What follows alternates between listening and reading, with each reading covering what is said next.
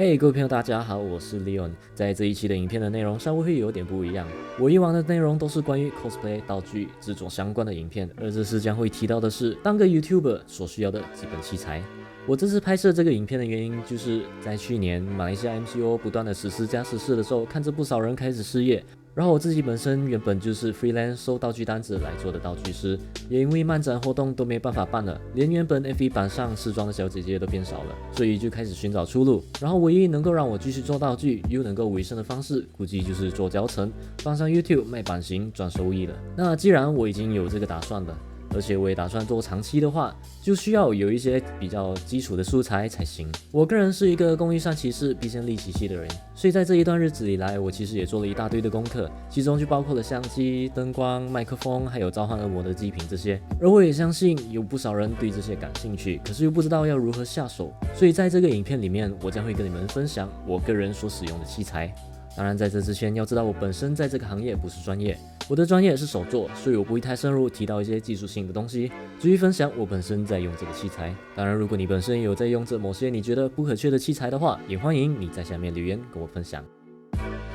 首先，一开始最主要的还是那些镜头了。我所指的镜头不是那些相机镜头，而是指用来拍摄你的内容的那个镜头。在现代，很多人已经有的镜头就是手机，而现代的手机镜头其实质量都不差，用来拍摄 YouTube 影片、短片还是直播这些，其实都算是足够的。但是如果有多余的预算，想要提高自己拍摄出来的影片质量的话，我个人推荐的就是这台相机 Canon M50。这台相机可以说是 Vlog 神器，而且对我来说，这个价位的相机用来拍摄 YouTube 影片这些的话，绝对足够。而这个相机有几个特点：第一，这台是个无反相机，所以尺寸非常小，可以说是麻雀虽小，你才虽小，但是功能健全，而且重量也是非常轻，加上镜头也不过就几百克，所以长时间拿的话也不会觉得重。第二，这台相机有可展开、可旋转的监视器，可以让你在拍摄 Vlog 或者自拍 YouTube 影片的时候可以看得到自己，不需要另外再买摄影监视器，也可以看到自己的衰样有没有在镜头内。第三，虽然说这台相机尺寸很小，重量很轻，看起来和数码相机、傻瓜相机很相似，不过这台相机的镜头是可以更换的，也就是说，如果还有额外的预算的话，还可以入手 22mm f2 饼干镜头。这种大光圈镜头可以让你在拍摄的时候让背景看起来更模糊，让焦点更集中。而这台相机对于人脸识别和自动对焦系统都是非常准确的，所以基本上设置成自动对焦就不会有什么太大的问题。然后虽然说这台相机看起来确实挺不错，不过缺点始终还是有的。比如说 4K 拍摄功能可以算是其中一个缺点。虽然说这台相机可以支持最高到 4K，但是也只是纸上的 4K， 实际上不会有太大的用处，就好像你妈看你中看不中用一样。我本身就不会拍摄到 4K， 因为要知道，如果拍摄到 4K 的话，同时也就代表需要有足够强大的电脑来做剪辑才行。而且不是每个人都有 4K 显示器，就算是手机上看 4K 也是看不出太明显的区别。而我说的这台相机的 4K 只有纸上的 4K， 也是因为这台相机本来就是 APS-C 半幅相机，而拍摄 4K 的时候会更进一步的再裁剪掉，换句话说就是会拍摄的更靠近的意思。而且自动对焦在 4K 设定下功能也会比较逊色，所以基本上 4K 功能可以无视就对了，就像你喜欢的人无视你那样。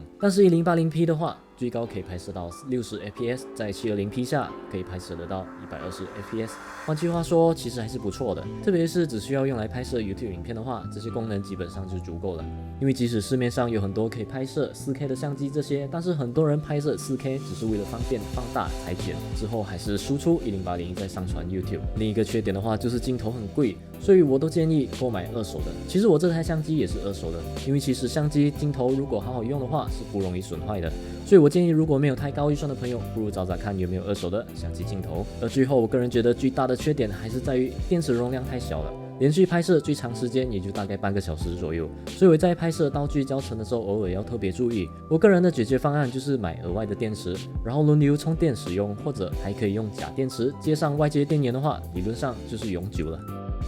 有了镜头之后，我个人会更推荐的就是比较好的麦克风，因为好的麦克风可以让你的整体听觉质量有更进一步的提升。比如我现在就用这个相机5修自带麦克风录音，和这个 Audio Technica ATR2500X USB 电容式麦克风比较起来的话，你就可以听得出它们的区别。而麦克风的种类也是有很多种，比如说我现在用着的这个就是电容麦克风，此外，我还有这种指向性麦克风 Rode VideoMic， 这两种麦克风不同之处就是电容麦克风特别敏感，所以一般上是在录音室使用，有经过隔音、吸音处理的空间为佳，而指向性麦克风多数是在录影拍摄才会用到。比如我们经常看电视剧还是一些电影的时候，常常会看到一个人抬着麦克风，然后麦克风是在演员的头上往下对着演员的，这种多数就是指向性麦克风。这种麦克风的特点就是它对前端的收音比较敏感，所以收的音多数是在前面的方向，而这个方向以外的声音就比较不会被录进去。也就是说，如果我们都在家里录音，家里又没有隔音间，可能你的邻居在你录影的时候做一些多人运动或者是人与人的连接什么的话，用这种指向性麦克风或多或少都会有点帮助。此外的话，我也推荐领夹式麦克风，原因还是在于隔音方面，因为录的音比较靠近自己，所以可以杜绝掉大部分的杂音。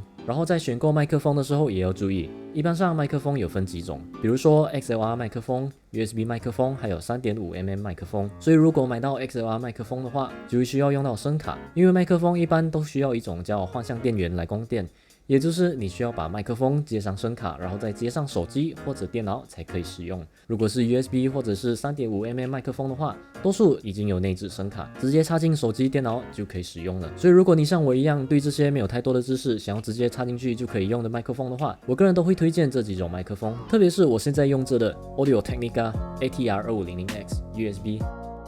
然后现在有了镜头，有了麦克风，基本上看起来好像都齐全的感觉，但是其实还是少了一样东西。我们都知道拍照、拍影片，那么我们其实究竟是在拍什么东西呢？其实就是光。我们人的眼睛也和相机一样，都是靠着物体上反射出来的光才能够捕捉到东西的样貌。唯一不同的是，人的眼睛对光的适应和调节度比起相机来的强多了。很多时候我们在家里看到家里的灯光，感觉上好像很亮，可是用相机拍起来的话，却没有想象中的好。那是因为相机对光线的识别会比较不同。我们人眼看到比较暗的环境的时候，会自动调节到我们人可以适应的范围，而相机就比较死板。如果是比较暗的光线，那么相机就会需要调节其他的设定来提升到适合的范围，而调节这些设定的话，会给整体的画质带来很大的影响。所以这时候就需要比较好的灯光，特别是如果已经有了相机、有了麦克风的话，何不再入个更好的灯光？基础的灯光可以从环形灯开始。我个人对环形灯的了解不多，所以不能够给太多的意见，但是确实是一个不错的开始。而根据我个人了解的话，现在市场上的环形灯功效都很不错，数据上来说亮度也挺高，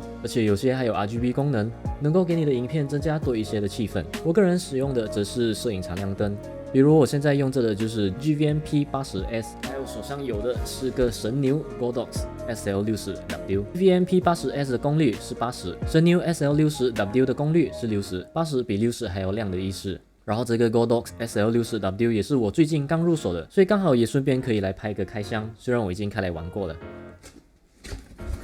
首先我们可以看到这里面有的是很重要的保修卡和说明书、电源线、灯光、反光罩、遥控器，还有用来配饭吃的金鸡白糖。使用的时候也要套上反光罩，这样光线才会比较集中。然后背面这里这个是开关，这里有个屏幕可以看得到亮度还有组合，只要和遥控器对上的话，就可以用遥控器来调节。这个神牛 SL60W 会比 GVM 80S 贵一点，而且功率会比较低，但是多了一些功能。然后你可能会认为倒不如买 P80S 好了，毕竟功率比较高，而且比较便宜。Well， 现在就让你们看看为什么有了这台灯还要入手多一台的原因。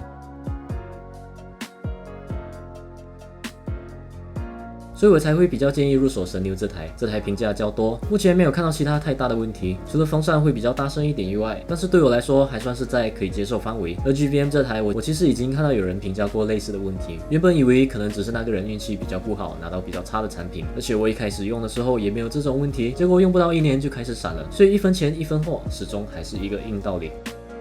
接下来如果还想要进一步控光的话，还可以再配合柔光箱，比如我手上就有8角柔光箱，还有这种网格的柔光箱。柔光箱的功能就是把光源变得柔和，这样的话阴影也会减少，特别是在人脸上的阴影就没有那么生硬。而这种网格柔光箱的话，就能够更进一步的控光，因为这种网格柔光箱的功能就是进一步的把光的溢出减少，更容易把光线聚集，还有限制在一个方向。换句话说，就是能够把主题提亮，然后同时背景的光也会减少的意思。除了柔光箱以外，还有柔光伞这种东东西，也是用来把光线变得柔和的配件。只是柔光伞的光线溢出和柔光箱相比会比较大，比较适合用来把整个空间提亮。当然，如果手上只有柔光伞可以用的话，还是一个不错的柔光选择。除了这种灯以外，还有就是这种 LED 平板灯，这个是牛耳 LED 660双色补光灯。双色补光灯的意思就是这个有白色和暖色选项，然后660也就是330颗白色，330颗暖色，总共有660颗 LED 的意思。此外，这个平板灯也是有附送挡光板，所以也是可以利用这个挡光板来控制光源。